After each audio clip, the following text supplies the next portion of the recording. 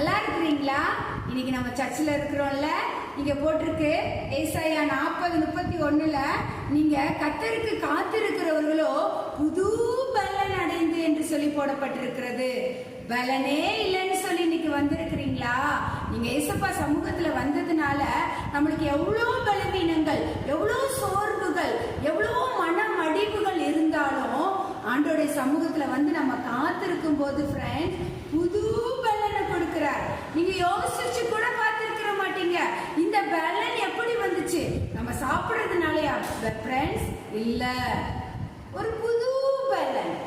ஆண்டவர் அதுதான் சொல்லி இருக்கிறார். நீ எவ்வளோ டயர்டாயிரு, எவ்வளோ வார்த்தைகள், மனிதனுடைய வார்த்தைகள் நம்மளை நொறுக்குகிறது, பலன் இல்லாமல் செய்கிறது.